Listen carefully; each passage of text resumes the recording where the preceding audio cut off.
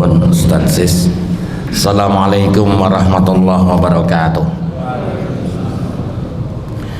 Alhamdulillah wassalatu wassalamu ala Rasulillah.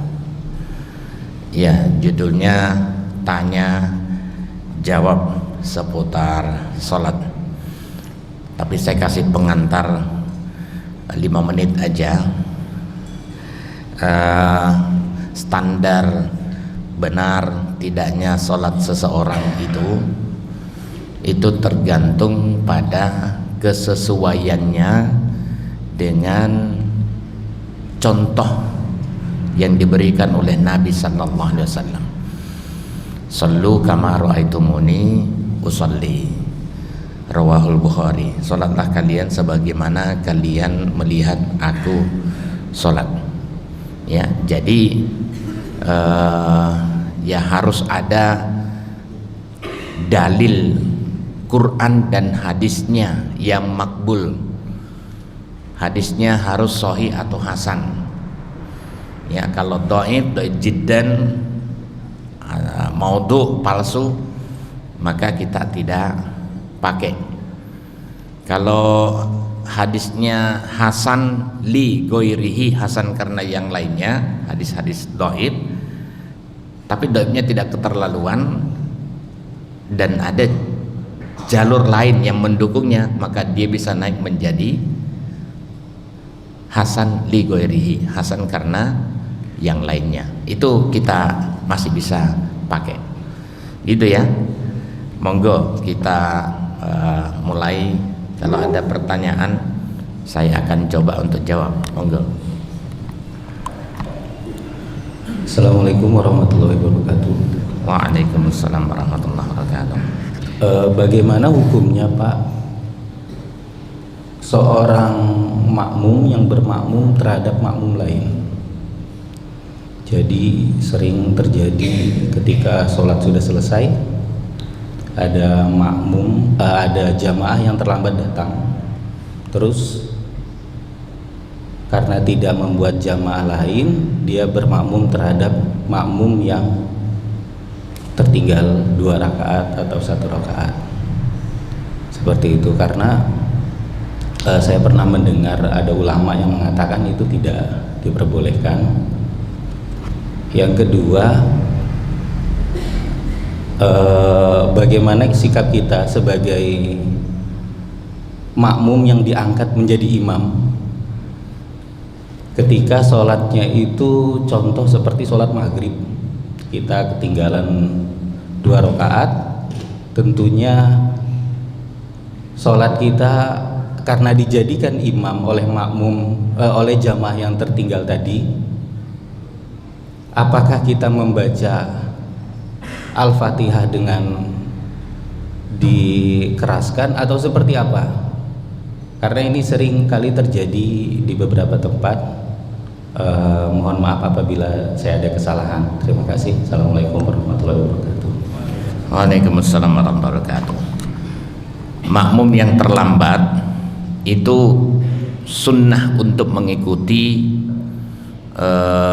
makmum yang masbuk yang kemudian kita angkat jadi imam kita. Ya, jadi kalau masih ada yang tersisa, ya, dia masbuk kemudian kita baru datang, itu sunnah untuk mengikuti salah satunya. Jangan sholat sendirian. Nah, kemudian yang kedua, jika kita sama-sama masbuk, kita mungkin ketinggalan sama-sama 2 rakaat, atau ada yang lebih duluan, kita kemudian menyusul, tapi kita sudah ikut sholat bersama imam utama. Lah itu memang ada 2 pendapat. Ada yang mengatakan dalam posisi yang imam salam, assalamualaikum warahmatullah, yang ke kanan dan ke kiri, setelah itu bangkit sama-sama. Ini masih membolehkan untuk mendirikan jamaah kembali. Tapi itu tidak ada dasar hadisnya, ya, sehingga yang lebih tepat itu adalah selesaikan sholatnya sendiri-sendiri. Ya, jadi jangan lagi ada jamaah berantai ya. Kemudian setelah itu ikut lagi. Nanti kalau ada sama-sama masbuk kemudian berimam pada masbuk yang di sebelah kiri kita. Selesaikan sholatnya sendiri-sendiri ya. Jadi beda ya, yang satunya baru datang kemudian bergabung ya. Kemudian setelah itu dia mengangkat imam yang makmum yang masbuk untuk jadi imam. Begitu Pak ya. Ya, yang sudah selesai itu pertanyaannya.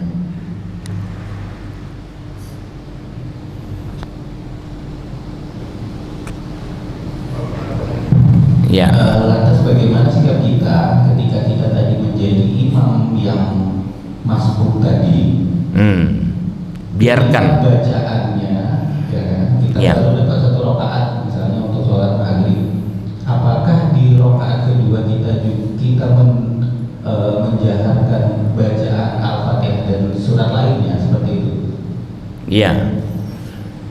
Ya, kalau sudah diangkat sebagai imam, maka dia otomatis harus menjaharkan takbirnya, menjaharkan bacaannya kalau itu sholat jahar ya.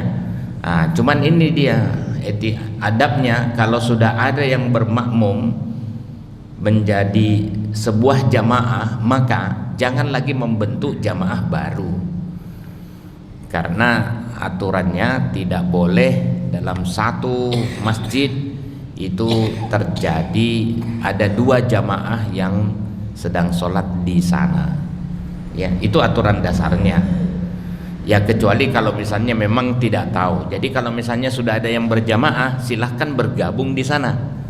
Kalau tidak tahu kan maaf, misalnya masjidnya gede banget seperti di Masjidil Haram kan jauh sekali ya, saking luasnya Masjid Nabawi, Masjid Raya yang lainnya. Tapi kalau sudah kita tahu ada yang sedang berjamaah, maka kita dituntunkan untuk bergabung dengan jamaah itu, jangan membuat jamaah baru. Oke. Gitu. Baik. Ada yang lain? Silahkan. Oh, nggih. Monggo. Melanjutkan pertanyaan sana tadi. Ini yang saya tangkap. Jadi kalau imam utama, jadi ada saya ulangi, ada makmum yang masbuk. Imam utama itu sudah 2 rakaat. Kemudian yang masbuk tadi rakaat terakhir untuk sholat maghrib pada imam utama. Mungkin pertanyaan tadi itu kalau ada ini tadi ngikuti tuh Pak ya, Iya. masbuk, kemudian ada makmum lagi masbuk lagi ke ini tadi. Pertanyaannya kalau nggak salah, yang diangkat menjadi imam tadi itu harus mengeraskan Al-Fatihahnya atau tidak? Mungkin begitu yang saya tangkap. Terima kasih Bapak. Makmum yang diangkat jadi imam, apakah harus Mengeraskan Al-Fatihah ketika dia diangkat jadi imam, padahal yang diangkat jadi imam itu sudah rakaat ketiga. Sedangkan ada lagi makmum masbuk berikutnya, begitu Pak. Kalau dia sudah rakaat ketiga, kan hukumnya memang tidak mengeraskan sunnahnya, ya kan? Kalau dia rakaat ketiga, makmum yang diangkat jadi imam dalam sholat maghrib misalnya, karena rakaat ketiga itu sunnahnya itu disirkan, maka ya dia tetap mensirkan. Mungkin kejadian seperti ini, mungkin ya, saya tidak tahu persis. Ada memang saya pernah menemukan dia ketinggalan rakaat pertama, dia baru bergabung pada rakaat kedua ya. Nah kemudian setelah itu pada saat imam utama itu salam, kemudian dia bangkit dan mengeraskan bacaannya. Saya pernah tanya kenapa ya, bukannya ini Anda sudah rakaat ketiga. Karena dia berpendapat, dia berpaham bahwa saya kan ketinggalannya kan rakaat pertama. Saya ketinggalannya rakaat pertama, katanya menyempurnakan yang tertinggal. Nah, saat saya mengerjakan, kalau hitungan kita rakaat ketiga, dalam hitungannya dia yang ketinggalan itu rakaat pertama, dia keraskan. Ya, jadi itu ya sebenarnya paham yang agak asing sih kalau dalam dunia perjamaahan tapi ada ya gitu Pak ya, mungkin saya masih salah tangkap, minta maaf ya, monggo. Waalaikumsalam warahmatullahi wabarakatuh. Itu ada mungkin perlu dijelaskan kembali tentang keutamaan atau ada bahasa kita skala prioritas sholat sunnah. Maksud saya di sini ada sholat rawatib, ada sholat lail, kemudian ada sholat duha. Itu kan ada tingkatan-tingkatan keutamaannya yang mana dulu gitu. Karena ada yang rajin sekali sholat malamnya, tapi rawatibnya kok tidak ditinggalkan gitu. Nah, ini lebih utama yang mana antara rawatib dengan sholat malam? Mohon penjelasannya. Terus yang kedua terkait dengan rukhsah safar, Ustaz, antara jarak, terus kemudian berapa lama ketika safar itu, sedangkan rukhsah itu diambil sampai ada batasannya berapa hari, dan jarak dari mukim ketika dia safar itu yang diberikan rukhsah untuk dijamak itu seberapa jauh, dan juga dari jamak itu kemudian lebih diringkas dengan qasar, itu syaratnya seperti apa? Mungkin itu, Ustaz. Assalamualaikum warahmatullahi wabarakatuh. Waalaikumsalam warahmatullahi wabarakatuh.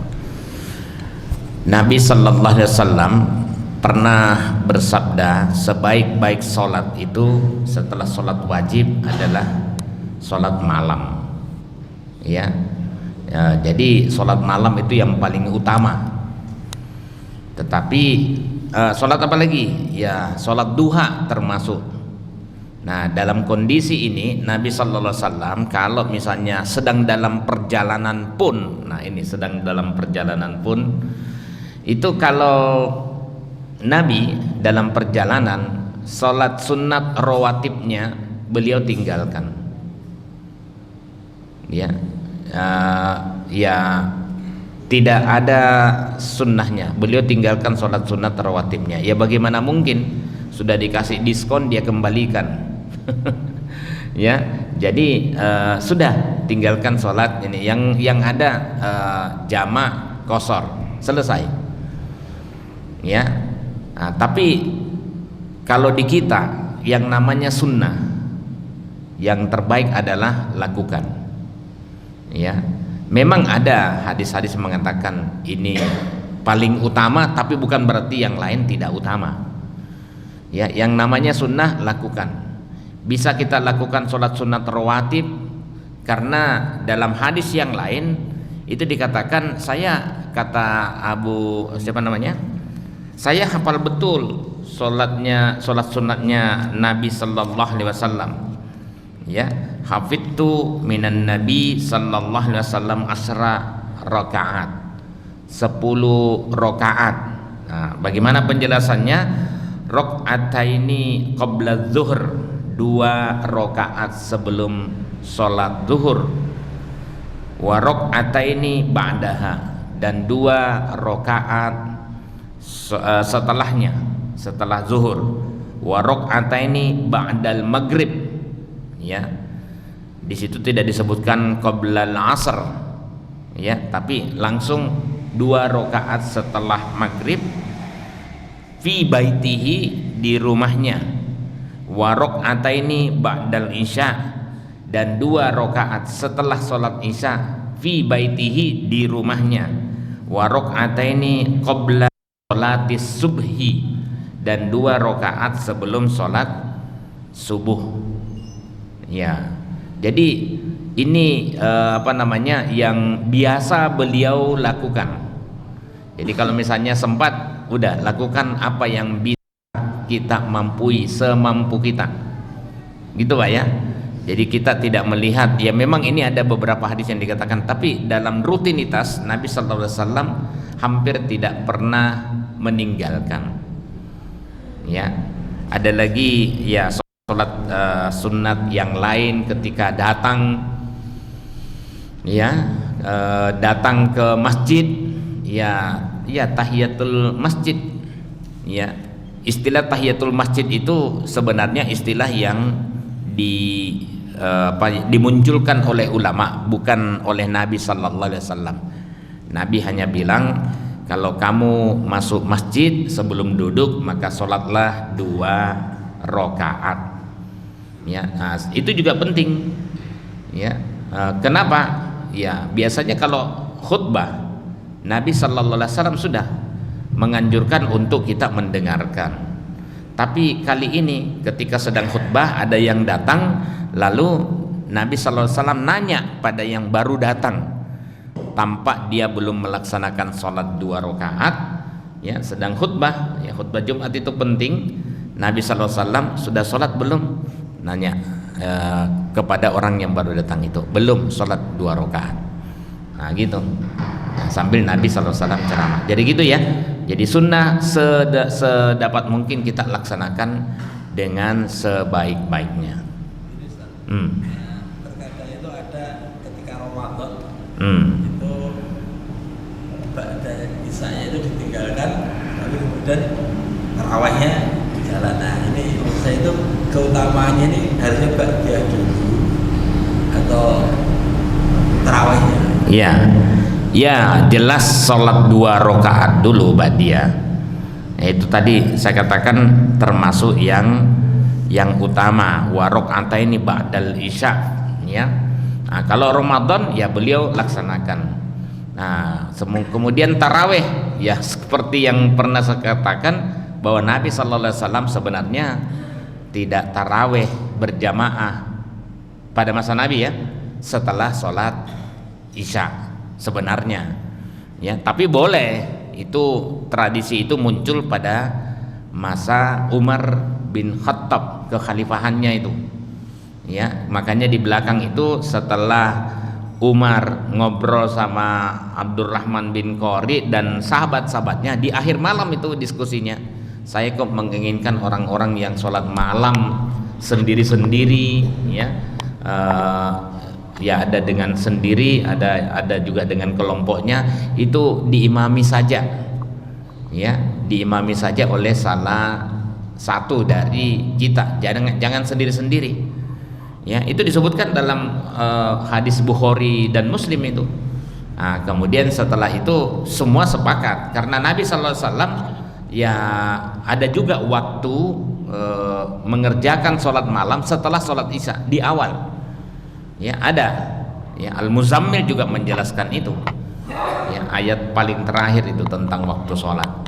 Nah semua sepakat, karena pada masa Nabi Sallallahu Alaihi Wasallam sholat tarawehnya itu di hari malam berjamaah. Nah berjamaahnya dia ambil dengan 1 imam. Nah imamnya gantian, ada Ubay bin Ka'ab, ada Tamim Ad-Dari, ya. Nah itu di awal itu. Jadi ya, nah masalah khilafiyah muncul, apakah pakai sholat iftitah, ya sholat iftitah, karena ya kalau di akhir malam itu tidak ada perbedaan ulama. Nah, tapi kalau di awal malam ada khilafiyah, perbedaan pendapat di kalangan ulama. Ada yang pakai iftitah, ada yang tidak, ya. Silahkan sajalah mana yang diyakini, ya.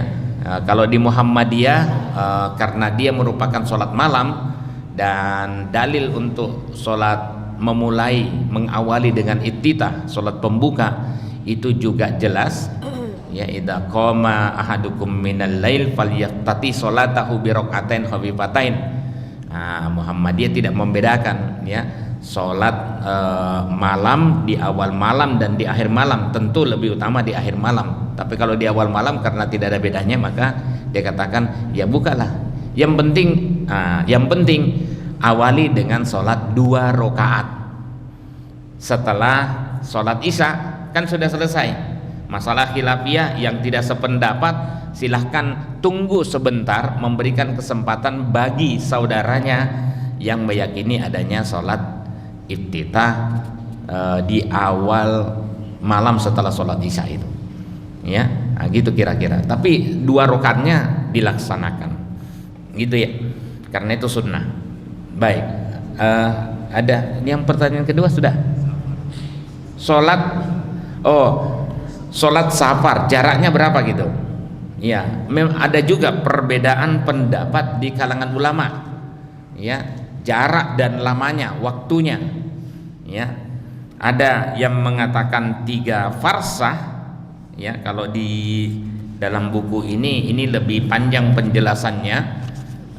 Setelah saya naik haji itu 2019, setelah itu di belakang saya ditunda gara-gara pandemi, dan ada tanda-tanda COVID mulai muncul lagi, ya, di Singapura, ya, kenaikannya dahsyat, ya. Mudah-mudahan di Indonesia tidak begitu, tapi dampaknya tidak seperti di awal, ya. 2019 saya pertebal buku saya karena saya sudah mengalami haji sendiri, ya. Walaupun bab haji di sini ditulis oleh Ustadz Profesor Dr. Yunar Ilyas, ya. Nah, di situ kemudian saya perpanjang untuk hajinya, saya lengkapi, ya. Saya banyak mengambil dari HPT 3, Himpunan Putusan Tarjih 3, dan untuk sholat jamak kosornya saya lebih lengkapi lagi, ya. Walaupun yang panjang itu ada dalam buku ini, jamak dan qashar, ya, dengan dalil-dalil dan perbedaan ulama. Kenapa saya panjangin untuk untuk pembahasan jamak dan qashar, pembahasannya, ya, lebih lengkap dalilnya di sini, ya, karena ya haji dan umroh di situ pernyataan tarjih, perjalanan haji dan umroh sama dengan perjalanan pada umumnya. Perjalanan pada umumnya itu menuntut jamak dan qashar sunnahnya. Bahkan Nabi Sallallahu Alaihi Wasallam ketika beliau aslinya Makkah, tinggal di Madinah, tapi kemudian ketika beliau melakukan perjalanan kembali pulang kampung, beliau di sana disebutkan karena beberapa kali, ada yang mengatakan 10 hari suatu waktu, ada yang mengatakan 15 hari, ada yang mengatakan 17 hari, ada yang mengatakan 19 hari. Tapi ada tambahan kalimat di akhir itu, beliau melakukan sholat 2 rakaat. Dan apabila lebih daripada 19 hari, ya, atmamna, kata sahabat, kami baru sempurnakan. Nah, jadi kalau misalnya dalam waktu, saya memilihnya, ini Bukhari Muslim juga bisa kita lihat dari pernyataan dari Ibn Abbas radhiyallahu an, ya. Nah, itu kira-kira saya memilihnya itu. Tapi kalau misalnya ada yang cuma 3 hari, ya, itu saya perlu pertanyakan dalil mana yang mengatakan maksimal boleh menjamak qashar itu adalah 3 hari saja, ya. Mana dalilnya? Walaupun dia sudah mukim, maksudnya sudah di tempat tujuan, tidak sedang dalam perjalanan, ya. Rata-rata dalil yang digunakan itu adalah, ya, karena Nabi Sallallahu Alaihi Wasallam kebolehan untuk mengusap khuf ketika sedang berwudu, cukup di atasnya saja, itu hanya maksimal 3 hari. Atau dalil yang lain, pelayanan terhadap tamu itu maksimal 3 hari, ya. Ada lagi ada sahabat yang kemudian setelah haji 3 hari tinggal di Makkah, di Masjidil Haram, setelah itu mereka pulang. Berarti itu maksimal. Itu semua katanya menunjukkan bahwa maksimal kebolehan untuk menjamak qashar adalah 3 hari. Coba kalau Bapak Ibu perhatikan, apakah itu dalil itu menunjukkan bahwa Nabi SAW melaksanakan sholat jamak qashar itu 3 hari? Kan tidak. Ya, gitu. Nah, kemudian untuk jarak ya macam-macam, ya.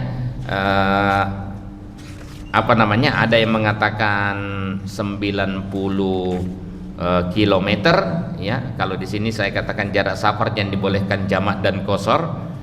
Ada ulama yang berpendapat jarak minimal 1 farsah atau sama dengan 3 mil, ya, 3 mil. Ada yang mengatakan minimal 3 farsah, ya tinggal dikali saja, ya. Nah, kemudian ada 12 lah, ya. Ada yang berpendapat minimal perjalanan sehari semalam, bahkan ada yang berpendapat tidak ada jarak dan waktu yang pasti karena sangat tergantung pada kondisi fisik dan kondisi alam, ya. Kenapa? Karena dia menggunakan Nabi Sallallahu Alaihi Wasallam pernah menjamak sholatnya padahal tidak sedang dalam safar dan tidak sedang dalam hujan, dalam kondisi hujan. Ini sudah mulai musim hujan, ya. Saya tidak tahu paham apa yang digunakan di sini. Apakah ketika hujan itu termasuk dijamak, tidak di qashar, ya? Karena untuk qashar itu hanya berlaku bagi musafir. Ya, itu. Jadi ini kira-kira makanya kalau begitu ada beberapa kondisi yang memang membolehkan untuk jamak dan qashar. Nah, kemudian saya coba menghitung. Kalau yang tadi 3 farsah, ada yang mengatakan salasati amyal 3 mil, atau salasati farosi atau 3 farsah sholat rokaatain, itu dalam satu waktu, ya. Nah, ya, dengan dalil ini kalau kita misalnya hitung 1 mil itu jaraknya 1847 meter, hampir 2 kilo, ya, maka minimal jarak tempuh untuk 3 mil adalah 3 kali 1847, ya. Itu kalau misalnya mau dihitung, ya. Jadi ya berapa itu? 5.541. Kemudian ya kalau dikali 3 ya sekitar 16 atau 17 kilometer lah. Nah, saya kalau misalnya sudah sampai UII, ya, UII saya sudah jamak, kebetulan ada saudara di sana. Sebenarnya kalau dari sini mungkin daerah Jalan Kaliurang lah, pertengahan itu KM 18 saya sudah bisa untuk menjamak qashar sebagai musafir, ya. Nah, tapi berapa sebenarnya? Ya memang keterangan dari hadis itu Ibn Mas'ud itu menyuruh, kalau dalam hadis yang lain dikatakan ketika beliau sampai di Zulhulaifah, ada dalam hadis itu dalam rangka haji, hanya sebagai perantara.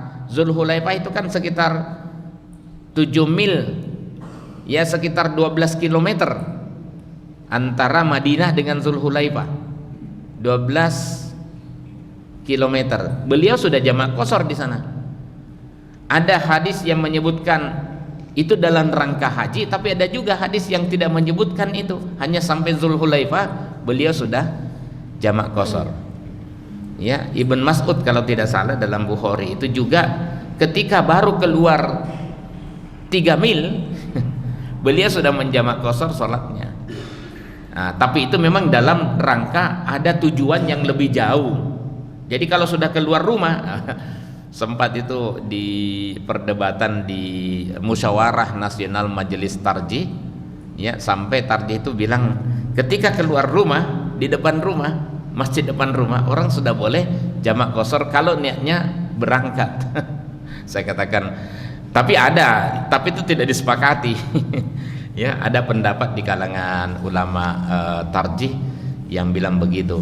Ya, baru keluar rumah, misalnya sini ya, perumahan, mau pergi ke Semarang, ya.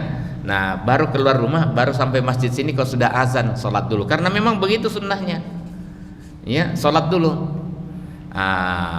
Yang berpendapat itu dia sudah dapat rukhsah, kemurahan, keringanan untuk menjamak qasar sholatnya karena dia sudah meninggalkan rumahnya, walaupun rumahnya baru dengan masjid yang dia tempat sholat itu ya cuma jaraknya beberapa meter saja mungkin, tapi setelah itu tidak balik, ya. Nah, ya menurut saya ngono ya ngono neng ojo ngono terlalu mudah, ya.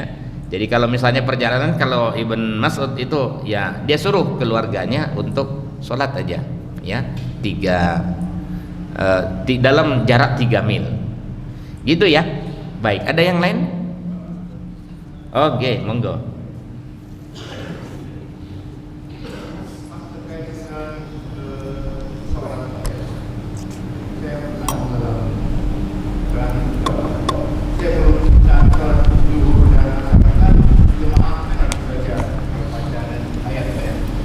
Al-Fatihah tapi imamnya udah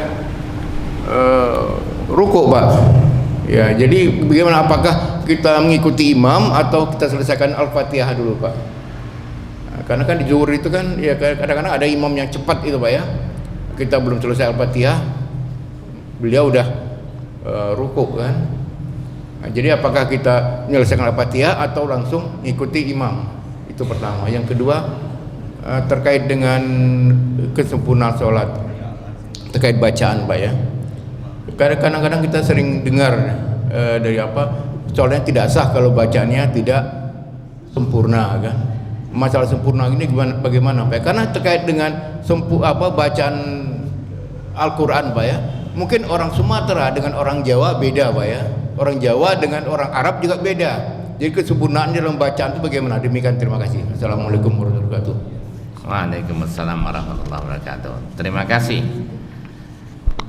Apakah makmum ketika imamnya terlalu cepat, ya, harus menyelesaikan Al-Fatihahnya?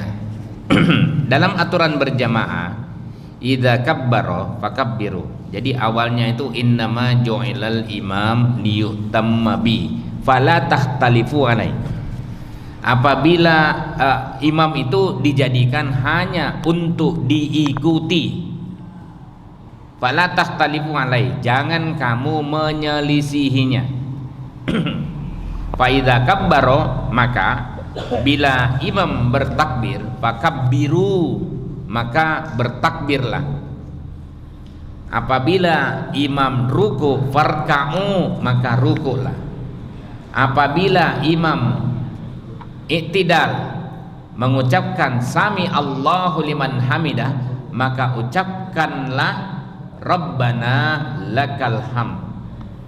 Ya, jadi kalau melihat dari hadis ini, maka ya kita tidak dituntut untuk menyelesaikan Al-Fatihah kalau imam sudah ruku.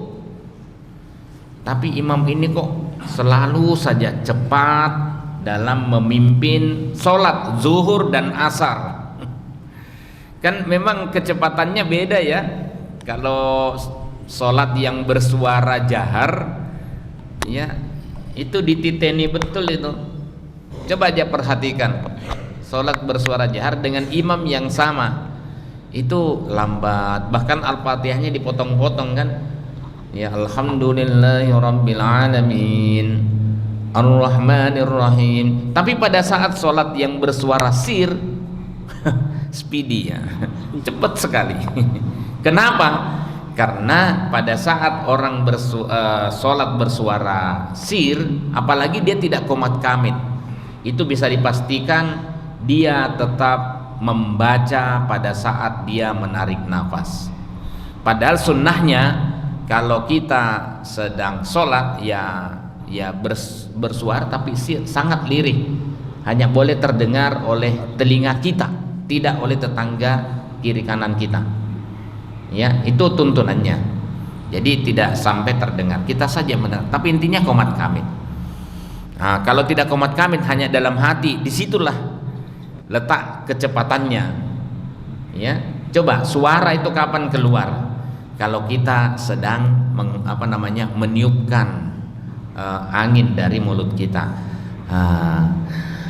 Alhamdulillahirabbil alamin. Ar-Rahmanir-Rahim. Nah, gitu kan? Ya, tidak ada itu suara baru terproduksi ketika dia ditarik napas, dia menarik napas. Misalnya, Alhamdulillahirabbil alamin. Enggak ada. Ya, jadi gitu ya. Nah, disitulah kemudian karena imamnya, kemungkinan loh ya, karena imamnya itu dia tetap membaca ketika dia menarik nafas. Makanya tidak. Kalau imam bertakbir maka segeralah bertakbir. Yang kedua tadi apa Pak? Kalau membaca surat itu Pak, kadang-kadang yang beda Pak. Kalau kurang kalau nggak benar kurang sempurna suratnya. Karena beda antara orang. Oh, itu standarnya sama. Mau orang Arab, mau orang Indonesia, ya, mau dari mana saja Afrika, standarnya sama. Dalam membaca Quran, warattilil Qur'ana tartila, memberikan hak huruf pada setiap huruf itu, apakah dibaca jelas idhar ataukah dibaca dengung, ya, atau langsung masuk iqlab. Jadi standarnya sama. Ya, tapi tentu dalam irama ya gunakanlah irama yang biasa ya dilakukan pada masa Nabi sallallahu alaihi wasallam dan para sahabat. Maksudnya begini, kadang kan ada orang yang ya kalau misalnya mungkin untuk mengaji qiraahnya agak beda. Kalau medok ya sudah mau bagaimana lagi. Tapi kan itu masih diperbolehkan. Yang penting tajwidnya benar, ya. Medok nggak masalah karena pelafalan itu sudah ini. Saya juga kalau bicara ya sama. Ini mesti bukan orang Jawa. Padahal saya sudah lama tinggal di Jogja. Sudah coba makan gudeg, tetap aja cotonya lebih kental dibanding daripada gudegnya. Jadi tidak bisa ra kalau di sana orang Padang dengan orang Sulawesi itu sama ra. Kalau di sini kan ra, ya, untuk pelafalan tertentu. Tapi ya yang seperti itu masih dimaklumi saja. Yang penting memenuhi tajwid dan berikan hak pada setiap huruf, ya. Jangan kemudian ada yang dihilangkan, ada yang dibaca yang pendek, dibaca panjang dan seterusnya. Gitu ya. Ya, baik, silakan. Dari ibu-ibu dulu. Oh, dari ibu-ibu, betul. Sorry.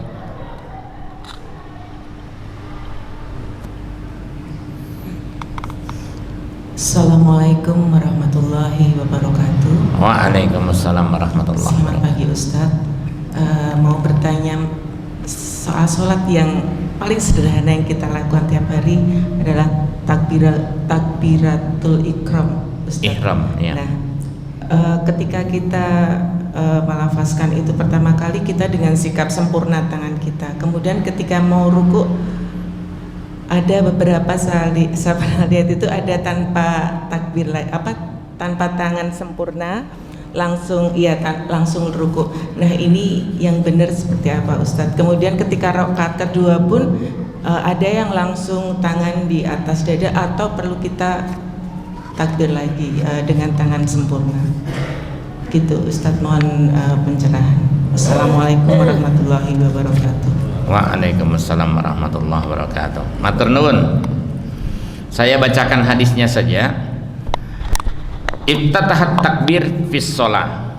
Jadi beliau atau Nabi sallallahu alaihi wasallam membuka takbir salat dengan mengangkat kedua tangannya saat bertakbir. Farofa'a yadaihi hina yukabbiru. beliau mengangkat kedua tangannya ketika bertakbir hatta hingga yaj'alahuma hadwa mankibaihi, kedua tangannya itu sejajar dengan bahunya, dua bahunya.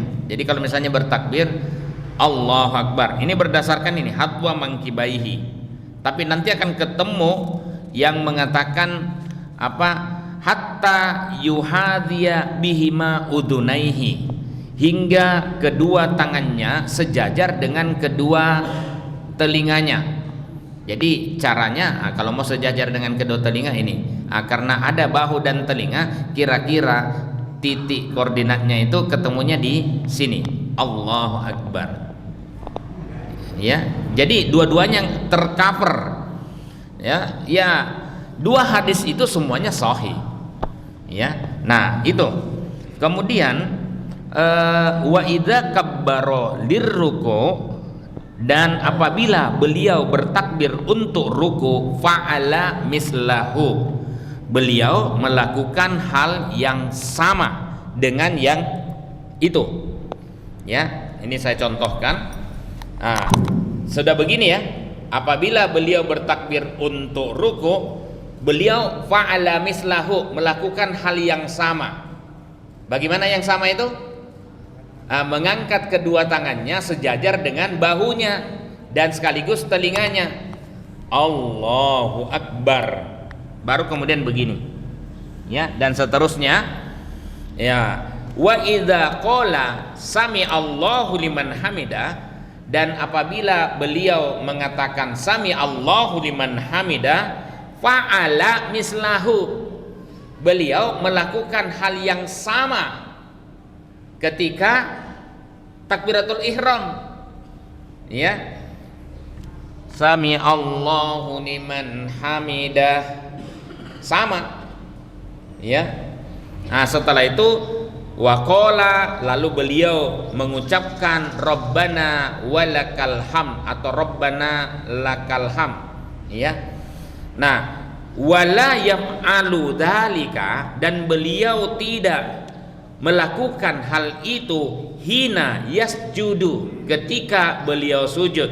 Jadi setelah sami Allah liman hamidah Rabbana lakal ham, tidak ada juga yang mengatakan Rabbana lakal ham. Jadi begini, maaf, saya belum menemukan hadisnya, mungkin keterbatasan saya, tapi tolong kalau ada informasi, ada Pak mengangkat kedua tangan setelah itu. Ya, nah kemudian beliau tidak melakukan hal itu, angkat tangan sejajar dengan bahu dan telinganya, ya, hina yasjud, tidak begini, ya, sami Allahu liman hamidah Rabbana lakal ham, Allahu Akbar, tidak. Jadi langsung Allahu Akbar, tidak mengangkat kedua tangan lagi. Wala hina yarfa'u ra'sahu minas sujud, dan tidak juga mengangkat ketika mengangkat kepalanya dari sujud, tidak juga begini. Saya contohkan ya, sudah sujud ya, Allahu Akbar, tidak juga begitu. Enggak, nanti akan ketemu hadis yang menjelaskan adanya tuntunan itu, tapi itu hadisnya dhaif. Iya, iya, hadisnya dhaif. Di mana saya jelaskan itu?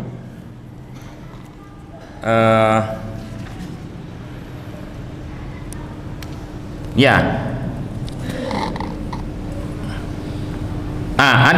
ada riwayat yang redaksinya wa idza rafa'a lis-sujud fa'ala misla dzalik. Ya, apabila beliau mengangkat untuk sujud, ya, mengangkat kepalanya, rafa'a, apabila bergerak menuju sujud, beliau melakukan angkat tangan seperti takbiratul ihram. Tapi kalau tadi hadisnya Bukhari Muslim, yang ini hadisnya riwayat Abu Dawud Ahmad, ya, dari Abu Hurairah. Ya, kalau ini tadi Bukhari Muslim dari Ibnu Umar, yang awal yang panjang saya ceritakan tadi. Nah, tetapi hadis Abu Dawud Ahmad dari Abu Hurairah ini ternyata dhaif, ya, pada redaksi mengangkat kepala ini syadz itu nyeleneh, ya, lain sendiri, ya, karena ada periwayat yang ya kalau meriwayatkan hadis ya sukanya beda-beda, ya kayak analisis politik lah. Yang lainnya begini, dia begini sendiri. Memang ada yang begitu. Ya, ada yang suka pokoknya buat rame aja. Mungkin sekaligus saya undang ini. Besok di Kopi Ngaji, ya, saya kasih judul untuk Sabtu kedua, itu judulnya begini, bandel dan ngeyelan. Judul pengajiannya itu bandel dan ngeyelan, ya, penyebab dan cara mengatasinya. Nah, terus saya kasih penjelasan, bandel dan ngeyelan itu bukan hanya terjadi pada anak. Kalau anak ngeyelan, bandel, itu mesti ada yang diikuti, ya, dari bapak atau ibunya, orang terdekatnya lah, ya. Dan itu tidak hanya terjadi pada anak, bisa jadi terjadi pada pasangan kita, ya, teman kita. Oh, lihat aja. Iya ya, mungkin dalam pikiran bapak ibu tae kui, nggak usah.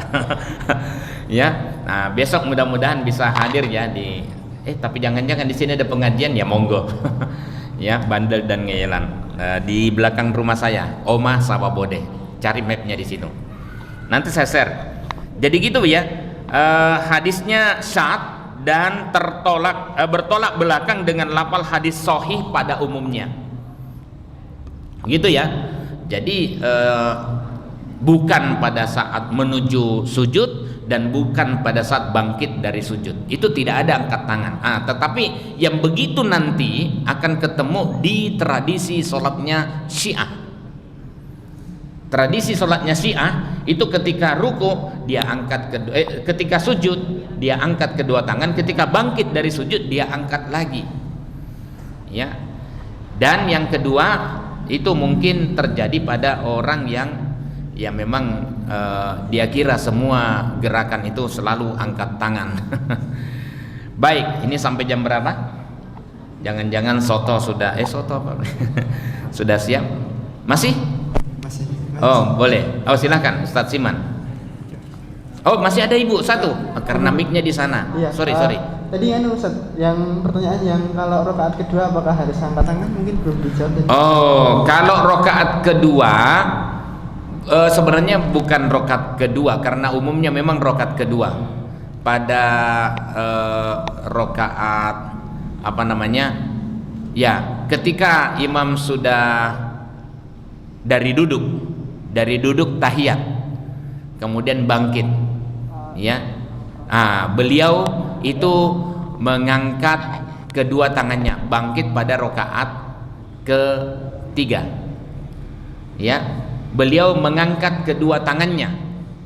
Jadi misalnya dari duduk begini, ya, tahiyat ya, mau bangkit, ya, Allahu Akbar. Ya, mengangkat kedua tangan kembali, ya. Tapi kalau dari rakaat satu menuju rakaat kedua, tanya gini, duduk dulu, karena sunnahnya memang dikatakan di sana apabila beliau bangkit dari rakaat ganjil ke genap, beliau duduk sejenak, ya. Saya sampaikan saja hadisnya, tapi dalam catatan kaki ya. Saya agak lupa, tapi intinya ada sunnah untuk duduk sejenak, ya.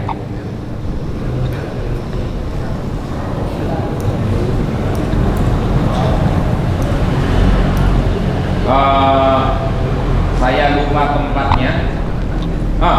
Ketemu. Fa idza kana fi witri min sholatihi lam yafhad. Apabila beliau berada pada rakaat ganjil dari sholatnya, lam yanhad, tidak langsung bangkit hatta yastawiya qa'idan, hingga beliau tegak dalam duduknya. Ya, hadis sahih riwayat Bukhari, At-Tirmidzi, Abu Dawud, dan hadis dari Abu Kilabah bahwa Malik bin Al-Huwairis mencontohkan tata cara salat Nabi sallallahu alaihi wasallam, wa idza rafa'a ra'sahu anis sajdatis saniyah, apabila mengangkat kepalanya dari sujud kedua, jalasa, beliau duduk, wa'tamada 'alal ardi, dan bertopang ke tanah, ya, ke lantai, summa qoma, lalu berdiri.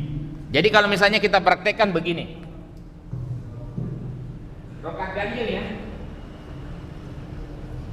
Allahu Akbar, duduk sejenak sampai tegak posisi punggungnya ketika duduk, kemudian bertopang ke bumi, ke sana, setelah itu bangkit, angkat kedua tangan, angkat kedua lutut, setelah itu langsung begini, tidak mengangkat kedua tangan. Ya, itu dari rakaat pertama menuju rakaat kedua. Tapi kalau dari rakaat kedua sudah duduk kan?